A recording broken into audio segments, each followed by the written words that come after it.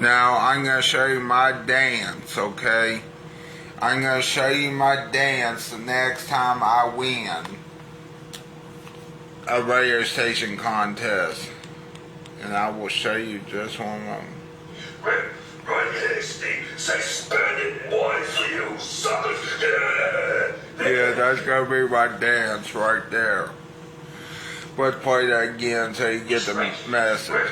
Right here, Steve. Say spend wisely, you suckers. Okay, Steve.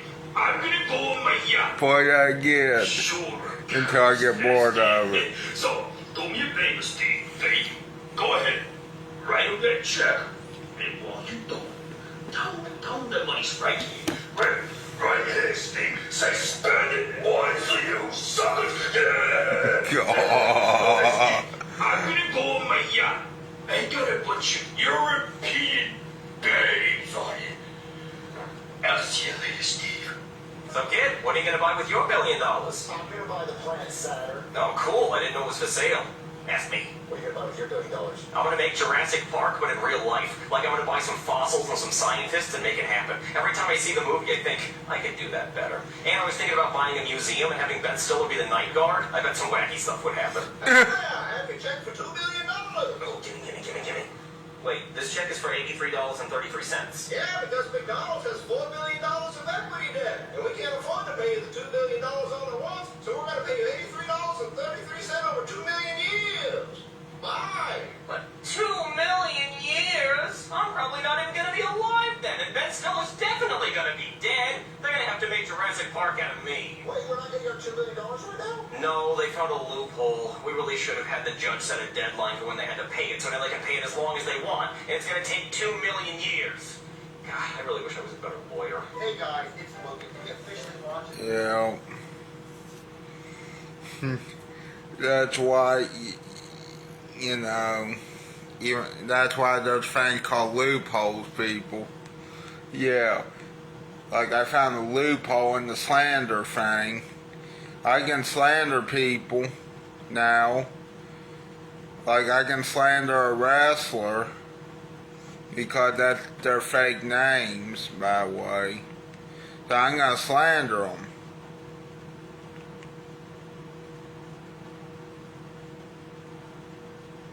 The Judgment Day member being removed. What Judgment Day member? Carlito?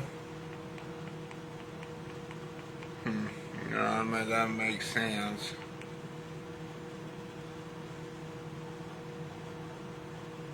Oh no.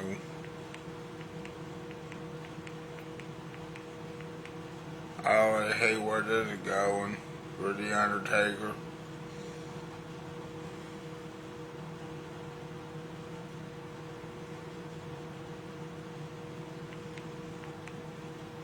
Amber Alert.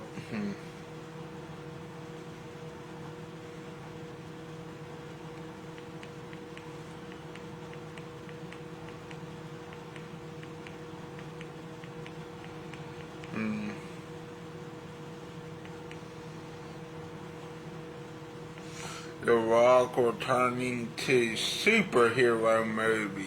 Yeah. Dwayne Johnson. Yeah.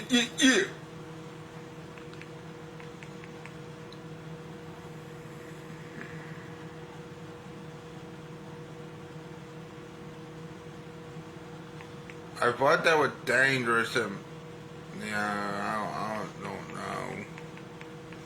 How can you make it glow without making it dangerous?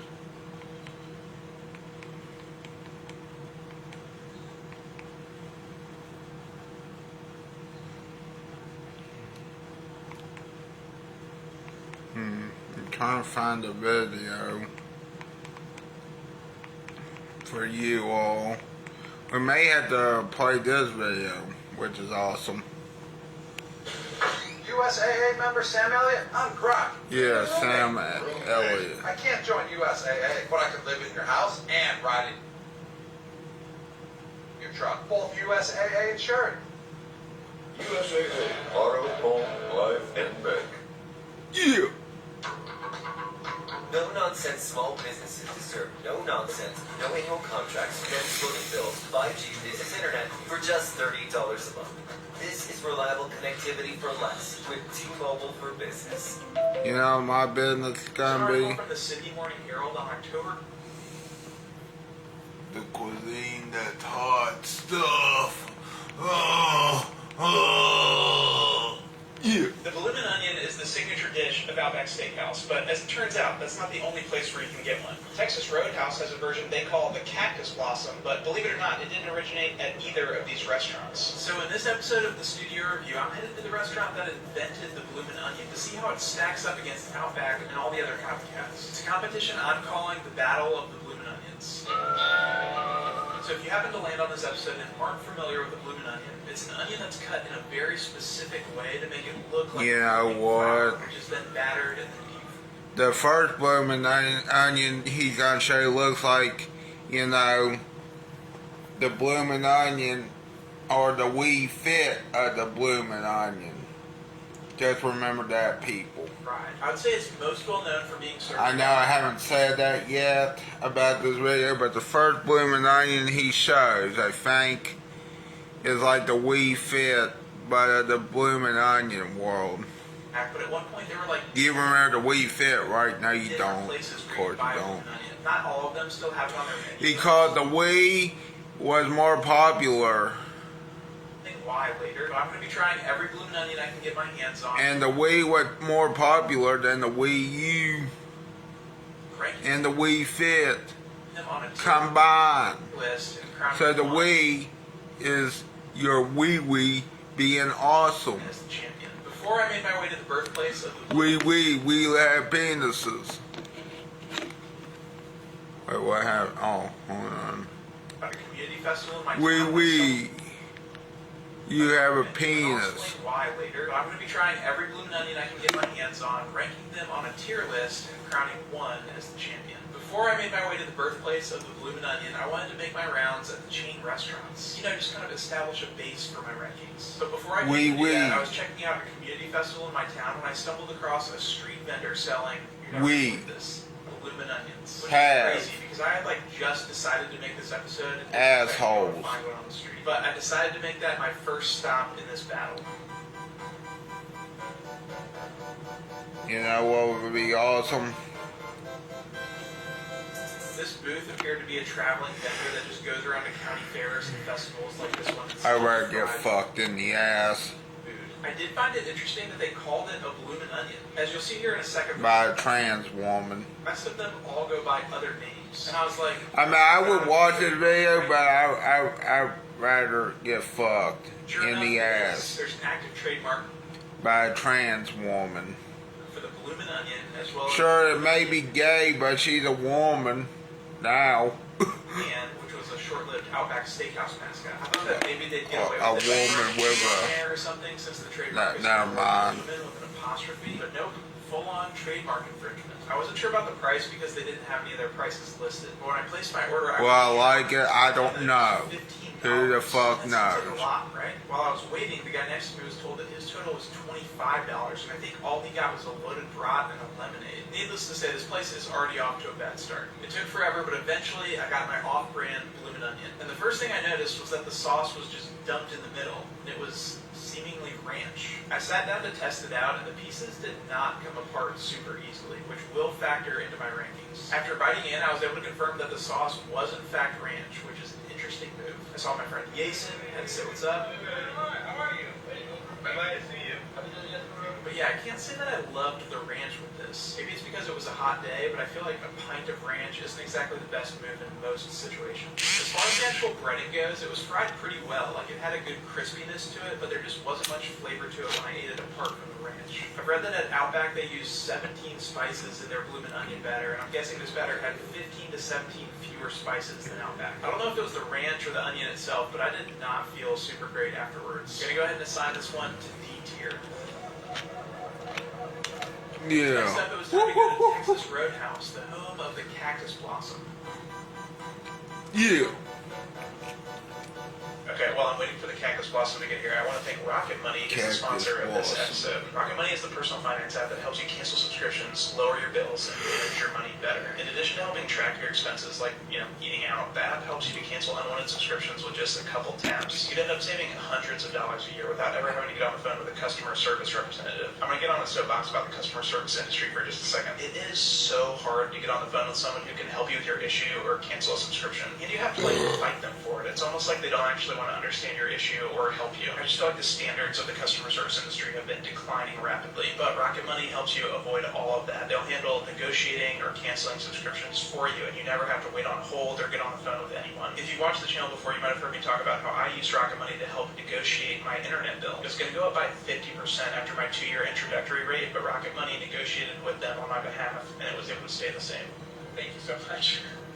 So if you want to save more and spend less, go to rocketmoney.com/SamReed or click the link below to get started for free. And you can unlock even more features with premium. That's rocketmoney.com/SamReed to get started for free. The Cactus Blossom was only $7.99, which after the street vendor made me feel like I was getting the bargain of a lifetime. The menu says the Cactus Blossom is served with their Cajun sauce, and I was thrilled to discover that it was in a cup rather than just dumped in the center. Visually, this thing looked way better than the one from the street vendor. The breading looked super even, and the tips weren't pointy, which I think just comes from how the onion is sliced. When I went to pull out a piece of onion, it tore off so easily, unlike the tug of war I had to play before. I checked under the cup and confirmed my suspicions that this one was cut differently from the first one. The way this was cut meant that the pieces were barely hanging on, so they just came apart with the slightest pull. Pretty genius, actually. Now it's probably a good time to mention that when this appetizer was first invented, it was sliced by hand, but now they make machines that cut onions like this. You can actually get one online. But if you don't want to spend $600, they also make less intense ones, or these little templates where you can put your knife through all the slots and give you a somewhat similar result. I'm going to go ahead and guess that Texas Roadhouse has the expensive version.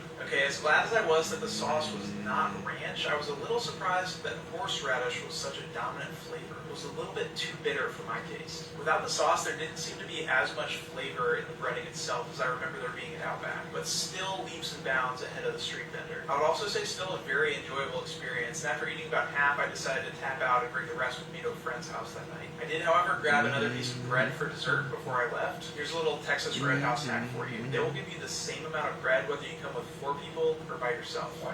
I think I'm going to go B tier for the Cactus Blossom. It was solid, but I just don't feel like it hit it out of the park. Before I head to Outback, I just want to highlight a few of the places that have had Bloomin' Onion copycats at one point or another. The first is Lone Star Steakhouse. You may remember Lone Star from its heyday in the 90s and early 2000s. I mostly remember it because you can throw your peanut shells on the floor. They used to have over 250 locations, and they've actually closed all of them except for one, which is located in Guam. So if you're ever in Guam, you can go to the last remaining Lone Star Steakhouse on the planet and order a Texas tumbleweed. Although I'm pretty sure it used to be called the Texas Rose. Who knows, man? Not me, that's for sure. Chili's used to have one called the Awesome Blossom. Great name. But in 2008, Men's Health named it the worst appetizer in America, partially because, according to them, it had the same amount of fat as 67 strips of bacon. To be fair, I think they're technically supposed to serve 6 people, so that's only like 11 pieces of bacon each. Either way, Chili's discontinued their version shortly after. Different places online have claimed that Applebee's, Red Robin, and Black Angus all had variations at one time or another, but as far as I can tell, none of those restaurants currently have a Bloomin' Onion copycat on their menu. Alright, next is time to go to Outback Steakhouse, aka the Australian. Probably got sued over Bloomin' Onion. If you're new to the channel, earlier this year I flew all the way to Australia to eat at an Australian Outback Steakhouse location. Because people commented on one of my videos saying that Outback Steakhouse wasn't Australian. Joke's on them though, because it was delightful. So yeah, before this episode, the last Bloomin' Onion I had eaten was actually in Brisbane, Australia. Unironically, the best Brisbane Onion that location had different bread though, so it was nice to be back on American soil eating real Australian bread. I'm just kidding. I do love the bread here though. The price for the Bloomin' Onion was $10.99, so $3 more than Texas Roadhouse, but $4 less than the street vendor. It also says the sauce is their spicy signature bloom sauce. The menu specifically calls it the original, and I'll explain in a second how that's not exactly true. The last time I was at this Outback location, they burnt the living daylights out of my Bloomin' Onion, so I was nervous to see how this one came out. But fortunately, it was a nice golden color. I'd say darker than the Texas Roadhouse one, but only slightly. Also way bigger than the Cactus Blossom. Maybe that's why it costs more. The Outback website says that their onions have a 4¼ inch diameter and are a full pound. after they've been cooked. The onion variety here is the Spanish colossal onion, but I'm not sure which type of onion is used at the other restaurants. The cut on this one was elite, with no pointy ends, and the pieces came off super easily. I'm guessing they use a similar machine as Texas Roadhouse, if not the exact same one. I think I like the sauce on this one more than Texas Roadhouse. Still a more shredded base, but not quite as bitter. When I tried it without the sauce, I was impressed with the taste of the breading. So far this has been the most flavorful when eaten without the sauce. I will say this though, probably just as greasy as the one I got from the street vendor. One thing that's funny about eating bloomin' onions is that every once in a while you'll get a piece where the breading falls off and you find yourself just eating a very large piece of warm onion. And it's like under no other circumstances would I ever eat this much onion. But since it's deep fried, you're like, yeah, keep it coming. It's like how people joke that you tap out after a couple cheese sticks, but hey, if you deep fry them and call them mozzarella sticks, you can put away like 6 of those bad boys. Alright, I think that in all categories except for the price and the grease, this outperforms Texas Roadhouse. Gonna have to go A tier on this one.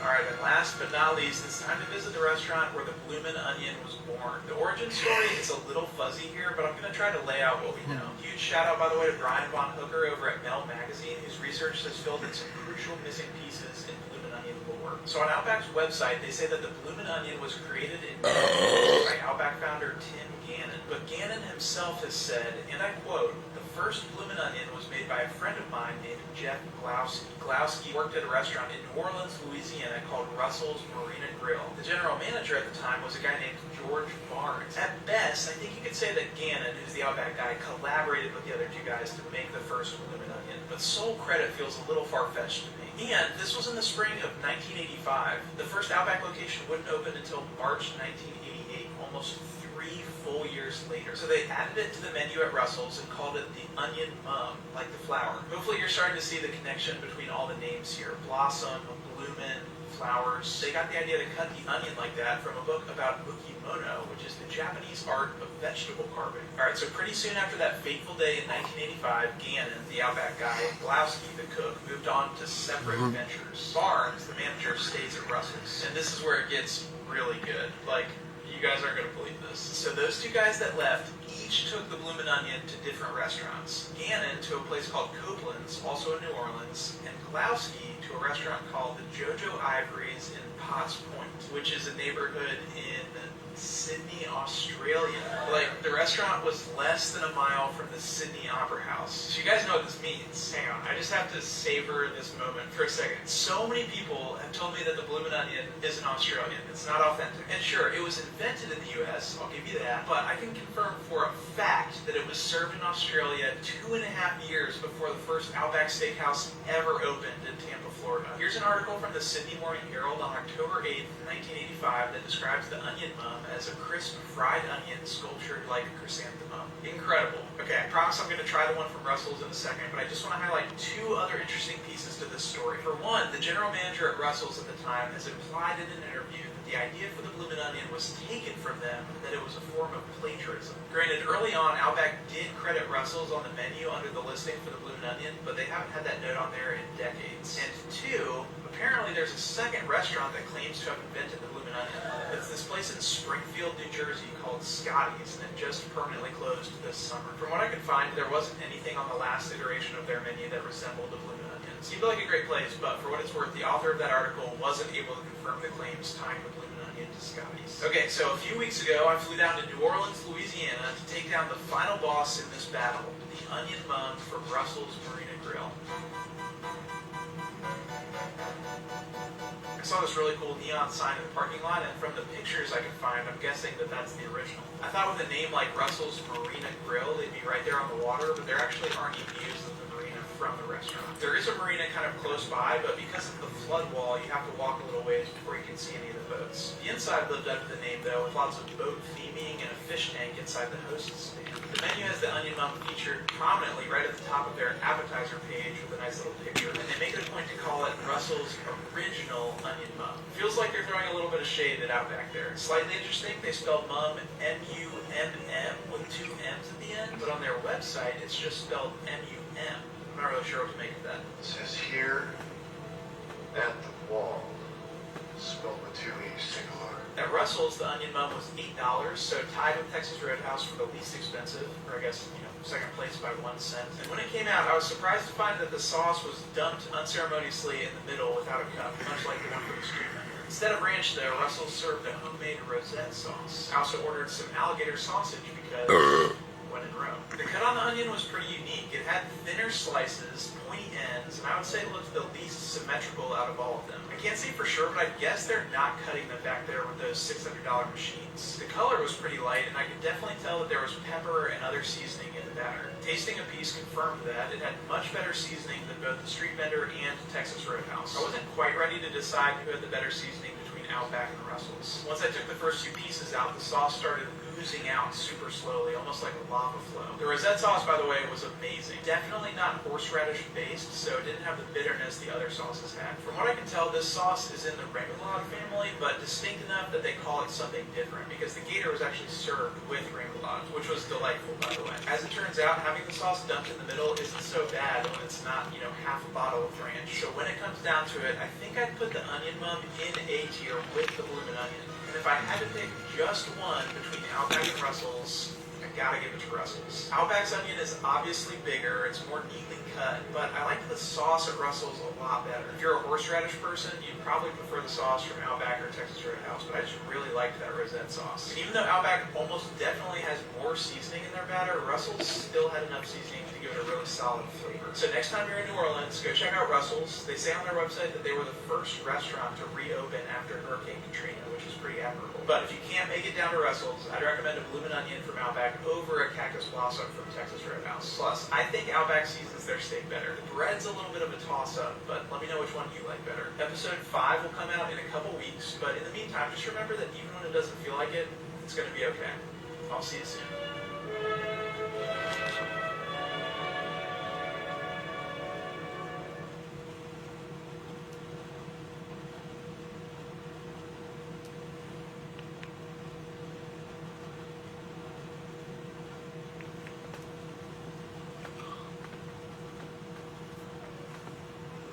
Yeah.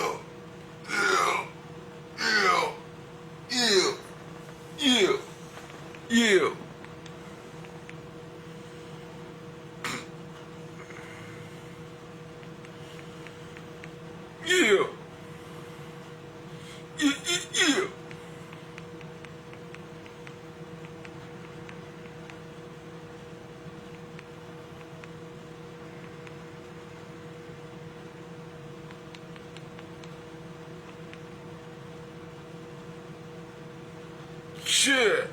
Balls. Shit.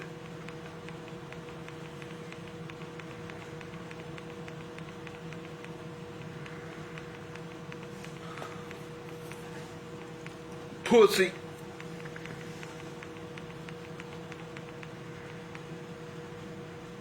Yeah.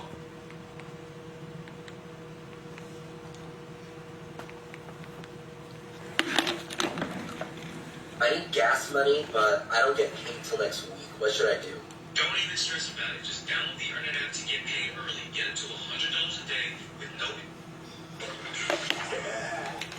What is that? I don't believe I've ever had this before.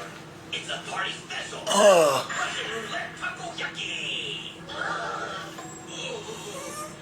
The way the game works is most of these are filled with delicious octopus, but one has wasabi instead. You won't know till you bite down. So try your luck and let's get this party started. Hello there. Welcome back to another episode of Anime with Alvin, where today we're going to be making Russian roulette takoyaki from Dragon Ball Super. Now, in this fascinating episode, there's a platter of takoyaki presented to your guests. Takoyaki is a Japanese food. It comes in the shape of a couple of battered balls, in which the middle is usually octopus and other fillings. Now, the catch is that in one of these balls is going to be not octopus, but pure wasabi. So that is kind of the Russian roulette aspect of it. And because we have probably the most people I've seen in the studio today, I decided it would be a great time to try this little game with our friends. Alright, let's get started. So first we're going to cut up our octopus, which is actually pre-cooked that we got from the Japanese grocery store. It saves us a lot of work, and we're just going to cut these into really, really small chunks, about ½ inch in size. If they're too big, they won't fit into the hand. Next, we're going to take this red shoga or pickled ginger and also chop that up into little bits. We're essentially preparing our fillings and toppings for our takoyaki. Then some scallions, separating the greens and the whites, and also slicing that into little tiny bits. Following that, we're going to take a handful of these bonito flakes and use a mortar and pestle to grind them down to a fine powder to sprinkle inside. Then with some ondashi, we're going to mix this with 2 cups of hot water to essentially make 2 cups of instant dashi, which is going to season our batter and give it more of a seafood taste. Okay, let's make the batter. We're going to have 2 cups of cake flour, a tablespoon of cornstarch, a teaspoon of salt. After that's all mixed together, I'm going to go ahead and add in the dashi from earlier, as well as 2 eggs, beating them together until it's nice and incorporated. Now, to me, it's looking a little on the thin side, so we add a little bit more cake flour to adjust this little right consistency. For seasoning, I'm going to add a teaspoon of soy sauce and a teaspoon of meat. Add a little bit of saltiness and a little bit of sugar from the meat. Alright, our batter is now ready and will probably rest for about 10 minutes or so, kind of like a pancake batter. Okay, now to cook takoyaki, there's a lot of different ways to do it. You go on Amazon, there's probably these electric plug-in machines that have the hemisphere molds to cook your takoyaki balls in. But I learned from experience it is best to do them in a cast iron pan over a hot flame, because the electric plug-in ones don't really give you the heat that you need to cook this the right color. So with the 4x4 pan that we got online, we're going to put that over our little stove here and set that over on medium-low heat while we use some oil to make sure that everything is nice and greased. Alright, to make the takoyaki, first we're going to spoon in enough batter until essentially the batter has overflowed and is now covering the entire pan. Misconception is that you will need to fill each little hemisphere once, if that's not the case, because all this extra batter is going to give the other half of the ball shape for each one of these. After we've added enough batter, I'm going to go ahead and add in our fillings. First, each ball needs to get a chunk of octopus, which can be a little bit tricky because you can't really see where each of those circular molds is because the batter hasn't been filled. So it's kind of a fun game, but hopefully it falls in the right spot. Then I'm going to add some of our shoga, some scallions, and then top that with a heavy dusting of our bonito powder.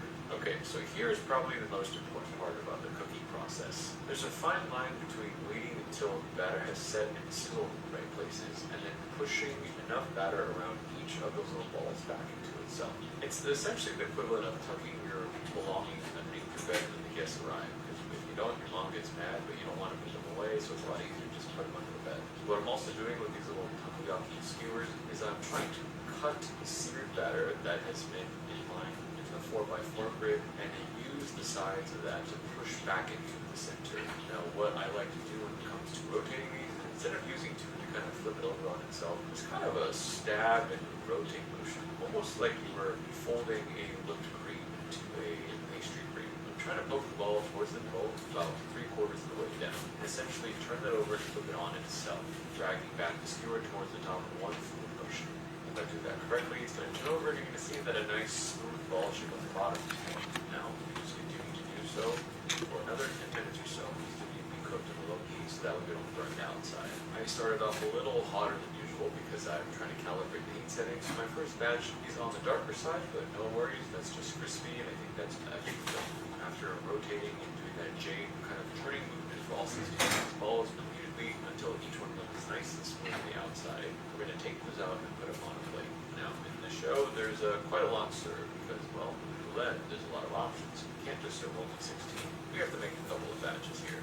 Alright, let's repeat the entire process again. After wiping the grill clean, oil it up, press the heat down all the way to low, fill the batter till it's overflow, drop it off, drop in our scallions, our ginger, drop in our bonito flakes, and also add crispy tempura bits. That's also phenomenally good. And also, you can add corn, you can add cheese, you can add hot dogs. It doesn't have to be all. It's kind of a fun thing where if you wanted to play just normal roulette, you could put different toppings, each of the 16 balls, and some people will look out. Our second batch is pretty good, a lot better than our first one. Now that I've gotten the hang of it, it's kind of like making pancakes. Once you got the first one out of the way, the next ones are ready. We'll move on to a third and final batch to make this true roulette.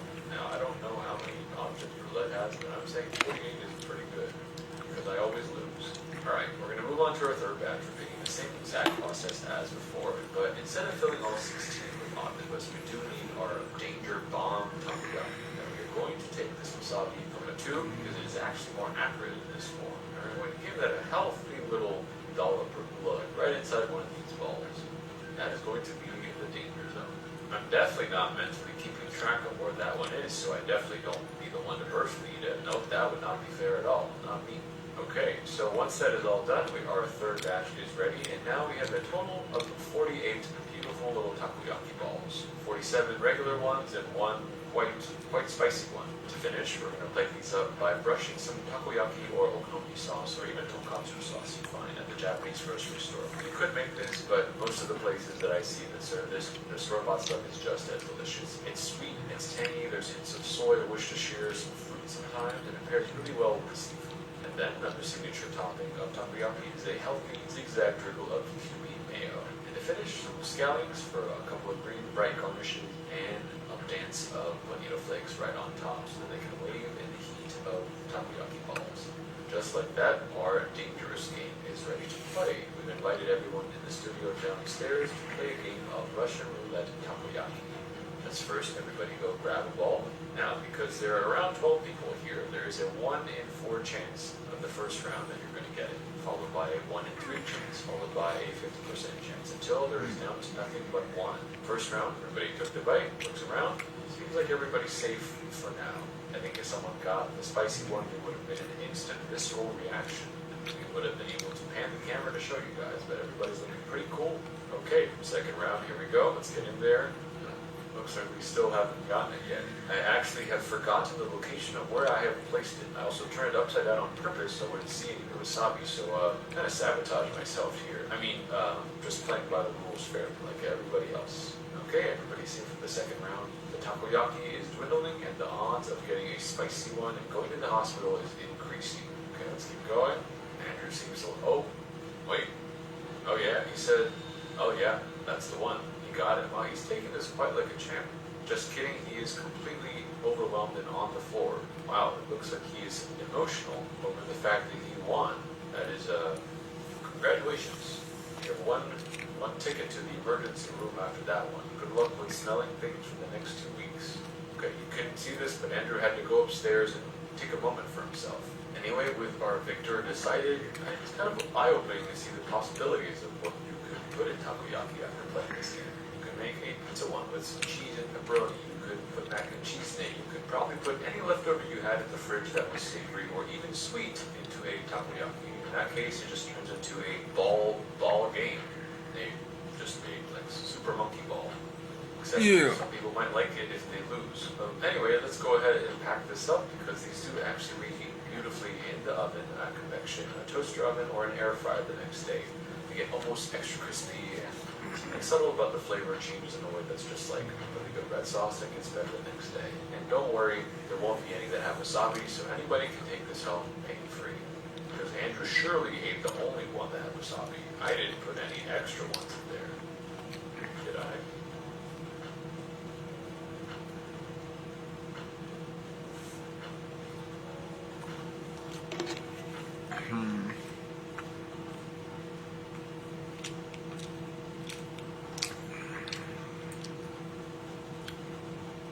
I'm Jimmy Dean, and only one thing could make a morning like this any nicer. Hearty, hefty, good tasting breakfast.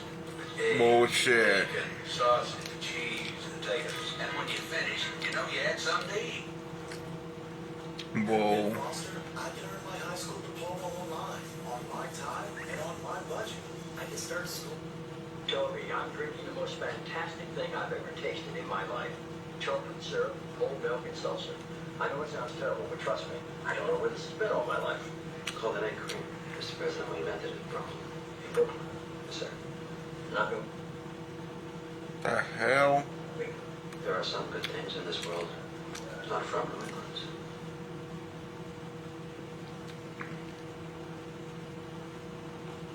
Toby, don't ever let me hear you say that again. Yes, sir. Hey, what's up, guys? Welcome back to the Benjamin Bash. To celebrate the 20-year anniversary of the West Wing, I'm taking a look at a pair of President Martin's favorites, greatest and crab puffs, using New England crab force. Now, crab puffs are pretty basic food stuff, so I wanted to make a super classic recipe and see how I can improve upon it. First up, to make the crab filling in a large bowl, we're combining 4 ounces of cream cheese. I've got the wooden stuff here, which will make things easier to mix. About 2 ounces of sour cream. 3/4 cups worth of finely chopped fresh parsley, 2 cloves of garlic pressed with a garlic crusher, or if you can't find heroes like me, just smash them and mix them down into damn near a paste. Also going to add about 1½ teaspoons of Dijon mustard, the juice of half a lemon, or a whole lemon if your lemons are super tiny like this one. It's more like key lemons. About a teaspoon or a few generous dashes of West Chestershire sauce, as many teaspoons or dashes of hot sauce, ½ teaspoon of Old Bay, 1/4 teaspoon of paprika, ½ teaspoon of freshly ground black pepper. We're going to start with about ½ teaspoon of kosher salt and adjust to taste. Whisk the combine, effectively making a pretty banging salad dressing. And then it's time to add 8 ounces of cooked crab meat, picked over for shell fragments as the container obviously suggests. Pull that stuff together and get ourselves a basic crab puff filling. What basis for a pretty banging crab salad sandwich? Cover with plastic wrap and keep it refrigerated until ready to use. Now to start things off, we use store-bought puff pastry. Especially if you're buying butter puff pastry, there's little to no reason to make it yourself. Simply roll out and slice into squares using your DHB and zero piece cutter, being sure to make clean slices so as to not repeat rise. Now crab puff should ideally be able to be in a single bite, so we're trying 2 different size squares in this non-stick mini muffin tin. Some big floury overhangers and some smaller squares whose corners just barely peek above the rim. Once everybody's in place, it's time to dole out our crab filling. I'd say a generous 2 teaspoons worth, depending on the size of your muffin tin. And we're going to cover this guy in plastic wrap and refrigerant for at least 20 minutes. We're also going to toss a ripped baking sheet into our preheating 375-degree Fahrenheit oven, which is going to help the bottoms of our puffs brown better. Another thing that's going to help these brown better is a butter brushing, hitting both the crab mixture and the pastry itself. Then they're headed on the baking sheet in the preheated oven for anywhere from 15 to 20 minutes until deeply golden brown and puffed. And as you can see, they both look pretty nice, especially when we hit them with a little bit of freshly chopped chives. But I think the smaller ones are our clear winners.